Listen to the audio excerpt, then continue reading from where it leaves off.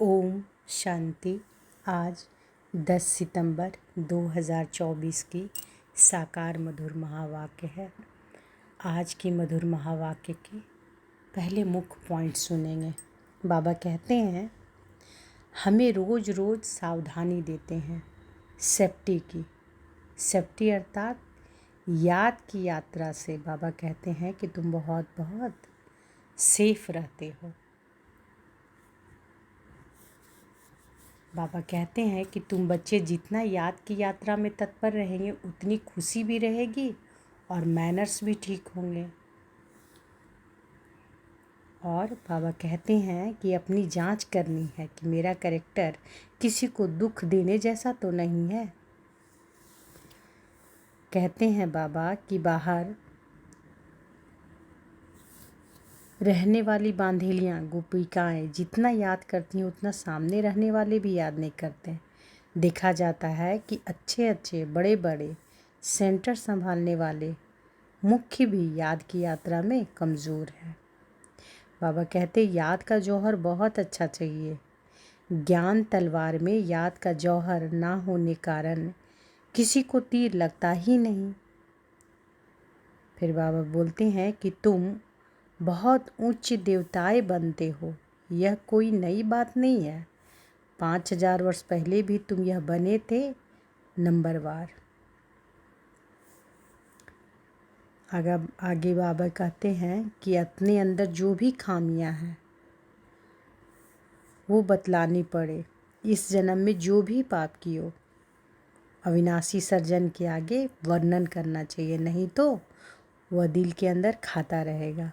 और एक बात सदैव याद रखना है, बाबा कहते हैं कि हम नए विश्व के मालिक बन रहे हैं।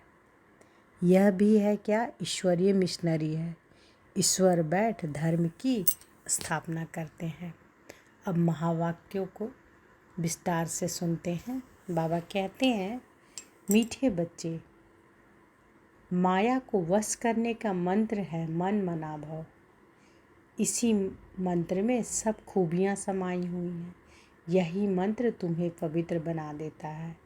माया को वश करने का मंत्र है मन मना भव। इसी मंत्र में सब खूबियाँ समाई हुई है। यही मंत्र तुम्हें पवित्र बना देता है। प्रश्न है आत्मा की सेफ्टी का नंबर 1 साधन कौन सा है और कैसे? उत्तर है याद की यात्रा ही सेफ्टी का नंबर 1 साधन है, क्योंकि इसे याद से ही तुम्हारे कैरेक्टर सुधरते हैं। तुम माया पर जीत पा लेते हो। याद से ही पतित कर्मेंद्रियां शांत हो जाती हैं। याद से ही बल आता है। ज्ञान तलवार में याद का जौहर चाहिए। ज्ञान जो तलवार है उसमें क्या चाहिए? याद का जौहर। याद से ही मीठे सतो प्रधान बनेंगे। तो बाबा की ही याद से क्या बनेंगे? मीठे सतो प्रधान बनेंगे। कोई को भी नाराज़ नहीं करेंगे। इसलिए याद की यात्रा में कमज़ोर नहीं बनना है। अपने आप से पूछना है कि हम कहाँ तक याद में रहते हैं। तो आत्मा की सेफ्टी का नंबर 1 साधन क्या है? याद की यात्रा ही सेफ्टी का नंबर 1 साधन है, क्योंकि इसी याद से कैरेक्टर सुधरते हैं, माया पर जीत पा लेते हैं। कर्मेंद्रियां जो है पतित कर्मेंद्रियां शांत हो जाती हैं और याद से ही बल भी आता है। और ज्ञान तलवार में याद का जौहर चाहिए। और अपने आप से पूछना है कि हम कहाँ तक याद में रहते हैं। ओम शांति। मीठे मीठे रूहानी बच्चों को रोज़ रोज़ सावधानी ज़रूर देनी होती है। कौन सी? Safety first. सेफ्टी क्या है? याद की यात्रा से तुम बहुत बहुत सेफ रहते हो। मूल बात ही बच्चों के लिए यह है।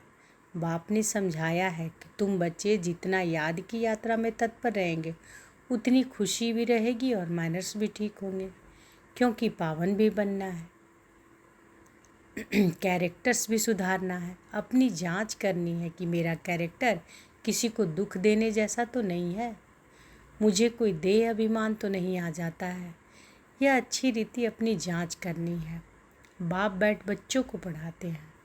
तुम बच्चे पढ़ते भी हो तो फिर पढ़ाते भी हो।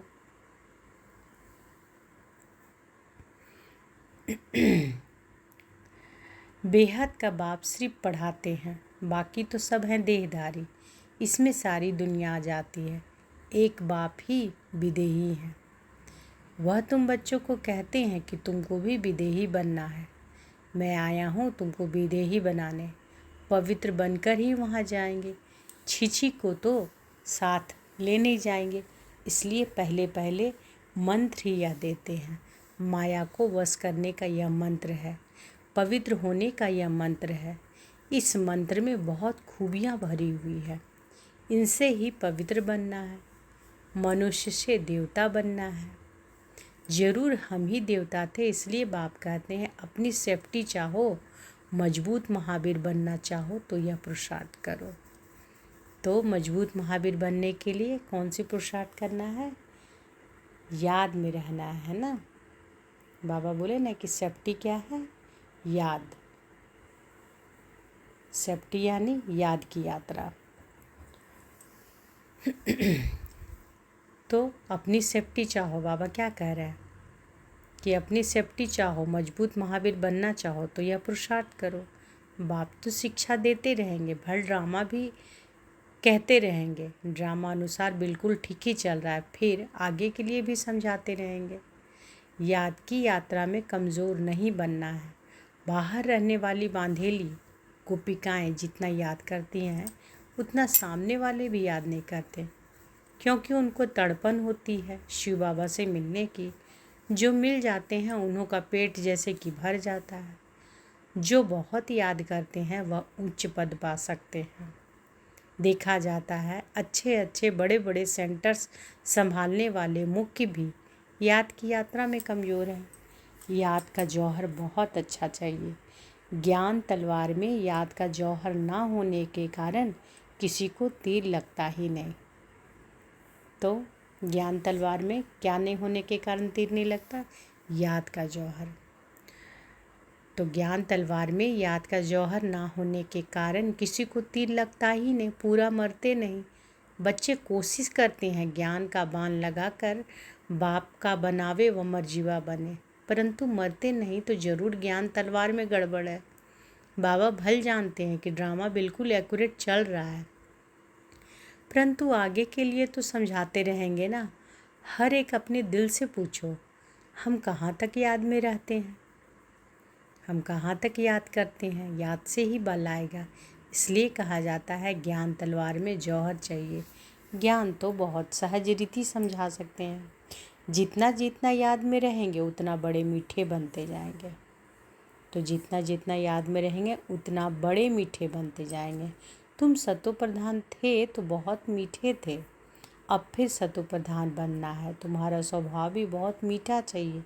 कभी रंज नाराज नहीं होना चाहिए। ऐसा वातावरण ना हो जो कोई रंज हो। ऐसी कोशिश करनी चाहिए, क्योंकि यह ईश्वरीय कॉलेज स्थापना करने की सर्विस बहुत ऊंची है।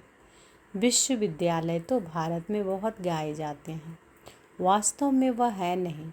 विश्वविद्यालय तो एक ही होता है। बाप आकर सबको मुक्ति, जीवन मुक्ति देते हैं।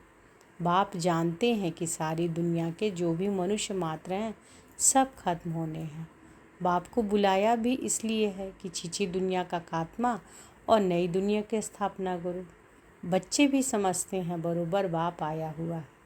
अभी माया का पॉम्प कितना है, फॉल ऑफ पॉम्पिया का खेल भी दिखाते हैं। बड़े बड़े मकान आदि बना रहे हैं, यह है पॉम्प। सतयुग में इतने मंजिल के मकान बनते नहीं हैं, यहाँ बनते हैं क्योंकि रहने के लिए ज़मीन कम है। विनाश जब होता है तब सब बड़े बड़े मकान भी गिर पड़ते हैं। आगे इतनी बड़ी बड़ी बिल्डिंग नहीं बनती थी।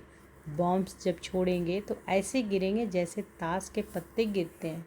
इसका मतलब यह नहीं कि वही मरेंगे बाकी दूसरे रह जाएंगे, नहीं। जो जहाँ होगा, चाहे समुद्र पर हो, पृथ्वी पर हो, आकाश में हो, पहाड़ों पर हो, उड़ रहा हो, सब खत्म हो जाएंगे। यह पुरानी दुनिया है ना, जो भी 84 लाख योनियाँ हैं यह सब खत्म हो जानी है। वहाँ नई दुनिया में यह कुछ भी होगा नहीं। ना इतने मनुष्य होंगे, ना मच्छर, न जीव जंतु आदि होंगे। यहाँ तो ढेर के ढेर हैं। अब तुम बच्चे भी देवता बनते हो तो वहाँ हर चीज़ सतो प्रधान होती है। यहाँ भी बड़े आदमी के घर में जाएंगे तो बड़ी सफाई आदि रहती है। तुम तो सबसे जास्ती बड़े देवता बनते हो, बड़े आदमी भी नहीं कहेंगे। तुम बहुत उच्च देवताएं बनते हो, यह कोई नई बात नहीं है। 5000 वर्ष पहले भी तुम यह बने थे नंबरवार। यह इतना कीचड़ा आदि कुछ भी नहीं होगा। बच्चों को बड़ी खुशी होती है कि हम बहुत उच्च देवता बनते हैं। एक ही बाप हमको पढ़ाने वाला है जो हमको बहुत उच्च बनाते हैं। पढ़ाई में हमेशा नंबरवार पोजीशन वाले होते हैं। कोई कम पढ़ते हैं, कोई जास्ती पढ़ते हैं। अब बच्चे पुरुषार्थ कर रहे हैं, बड़े बड़े सेंटर्स खोल रहे हैं, इसलिए कि बड़ों बड़ों को मालूम पड़े। भारत का प्राचीन राजयोग भी गाया हुआ है।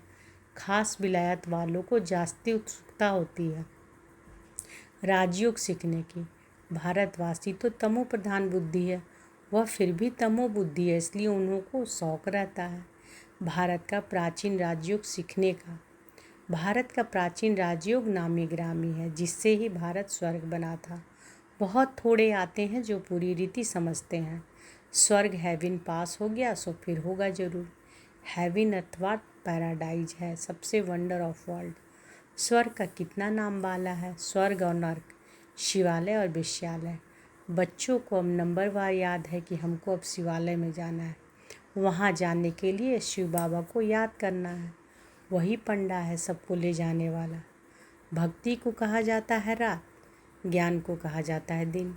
यह बेहद की बात है। नई चीज़ और पुरानी चीज़ में बहुत फ़र्क होता है। अब बच्चों की दिल होती है इतनी ऊंची ते ऊंची पढ़ाई, ऊंचे ते ऊंचे मकान में हम पढ़ाएं तो बड़े बड़े लोग आएंगे।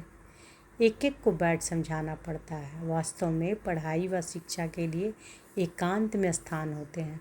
ब्रह्म ज्ञानियों के भी आश्रम शहर से दूर दूर होते हैं और नीचे भी रहते हैं, नीचे ही रहते हैं, इतने ऊपर की मंजिल पर नहीं रहते हैं। अभी तो तमो प्रधान होने से शहर में अंदर घुस पड़े हैं।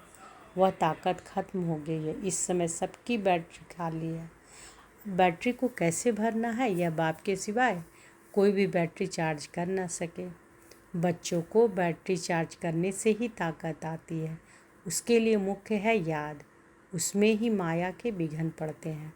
कोई तो सर्जन के आगे सच बतलाते हैं, कोई छिपा लेते हैं। अंदर में जो खामियां हैं वह तो बाप को बतलानी पड़े। इस जन्म में जो पाप किए वह विनाशी सर्जन के आगे वर्णन करना चाहिए, नहीं तो वह दिल अंदर खाता रहेगा। सुनाने के बाद फिर खाएगा नहीं, अंदर रख लेना यह भी नुकसान कारक है। जो सच्चे सच्चे बच्चे बनते हैं वह सब बाप को बतला देते हैं। इस जन्म में यह पाप किए हैं। दिन प्रतिदिन बाप जोर देते रहते हैं कि यह तुम्हारा अंतिम जन्म है। तमो प्रधान से पाप तो जरूर होते होंगे ना। बाप कहते हैं कि मैं बहुत जन्मों के अंत में जो नंबर 1 पतित बना है उसमें ही प्रवेश करता हूँ, क्योंकि उनको ही फिर नंबर 1 में जाना है। बहुत मेहनत करनी पड़ती है। इस जन्म में पाप हुए तो है ना, कईयों को पता ही नहीं पड़ता कि हम यह क्या कर रहे हैं। सच नहीं बतलाते हैं। कोई कोई सच बतला देते हैं। बाप ने समझाया है कि बच्चे तुम्हारी कर्मेंद्रियां शांत तब होती है जब कर्मातीत अवस्था बनती है। जैसे मनुष्य बूढ़े होते हैं तो कर्मेंद्रियां ऑटोमेटिकली शांत हो जाती है। इसमें तो छोटेपन में ही सब शांत हो जाना चाहिए।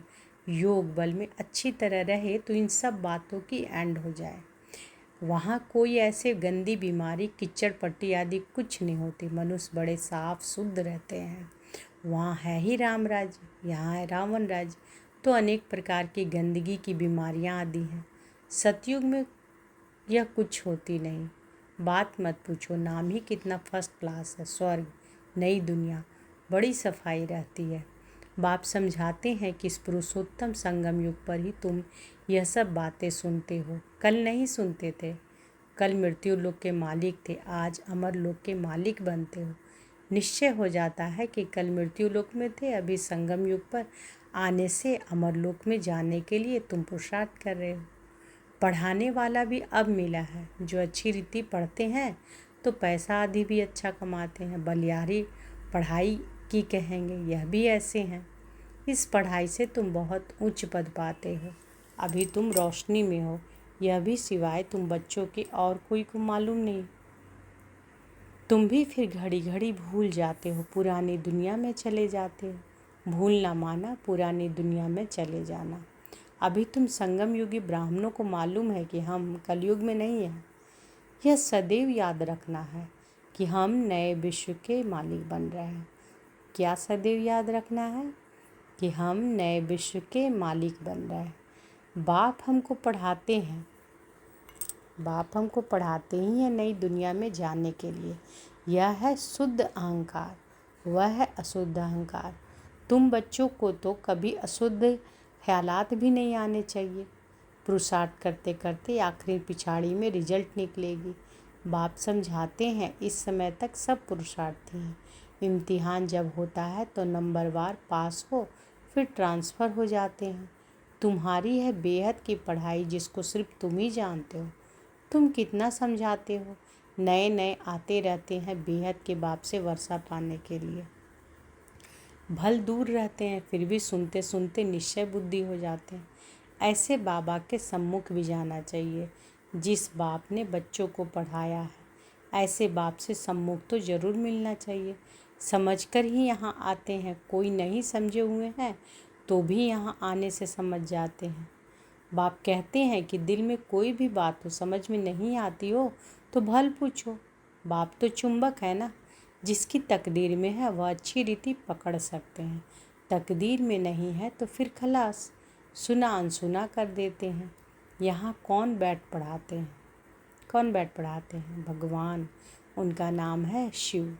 शिव बाबा ही हमको स्वर्ग की बादशाही देते हैं। फिर कौन सी पढ़ाई अच्छी? तुम कहेंगे हमको शिव बाबा पढ़ाते हैं जिससे 21 जन्मों की बादशाही मिलती है। ऐसे ऐसे समझाते समझाते ले जाते हैं। कोई तो पूरा न समझने के कारण इतनी सर्विस नहीं कर सकते हैं। बंधन की जंजीरों में जकड़े रहते हैं। शुरू में तो तुम कैसे अपने जंजीरों से छुड़ा कर आए, जैसे कोई मस्ताने होते हैं। यह भी ड्रामा में पार्ट था जो कशिश हुई। ड्रामा में भट्टी बननी थी। जीते जी मरे, फिर माया की तरफ कोई कोई चले गए। युद्ध तो होती है ना, माया देखती है इसने बड़ी हिम्मत दिखाई है। अब हम भी ठोक करके देखते हैं कि पक्के हैं व नहीं। बच्चों की कितनी संभाल होती थी, सब कुछ सिखलाते थे। तुम बच्चे एल्बम आदि देखते हो लेकिन सिर्फ चित्र देखने से भी समझ ना सके। कोई बैठ समझाए कि क्या क्या होता था, कैसे भट्टी में पड़े थे, फिर कोई कैसे निकले, कोई कैसे। जैसे रुपये छपते हैं तो भी कोई कोई खराब हो पड़ते हैं। यह भी ईश्वरीय मिशनरी है। ईश्वर बैठ धर्म की स्थापना करते हैं। यह बात किसी को भी पता नहीं है। बाप को बुलाते भी हैं परंतु जैसे तवाई समझते ही नहीं। कहते हैं कि यह कैसे हो सकता है। माया रावण एकदम ऐसा बना देती है। शिव बाबा की पूजा भी करते हैं फिर कह देते हैं सर्वव्यापी। शिव बाबा कहते हो फिर सर्वव्यापी कैसे होगा? पूजा करते हैं, लिंग को शिव कहते हैं। ऐसे थोड़े कहते हैं कि इसमें शिव बैठा है।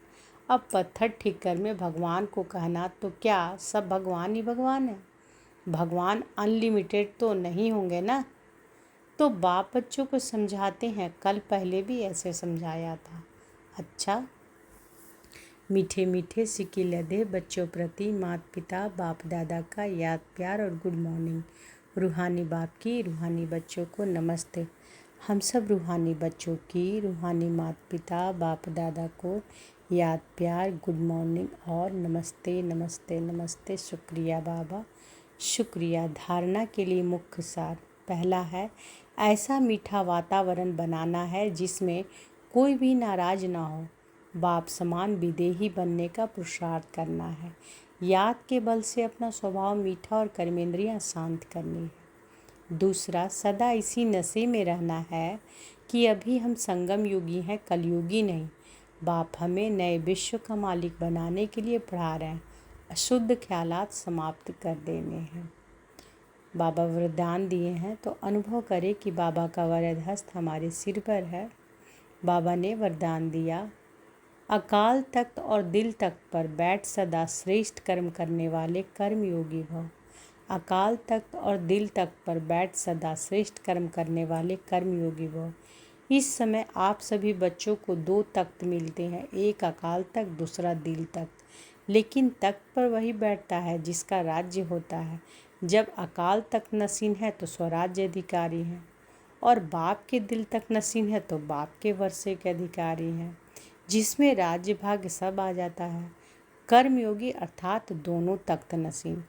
ऐसे तख्त नसीन आत्मा का हर कर्म श्रेष्ठ होता है, क्योंकि सब कर्मेंद्रियां लॉ और ऑर्डर पर रहती है। स्लोगन है, जो सदा स्वमान की सीट पर सेट रहते हैं वही गुणवान और महान है।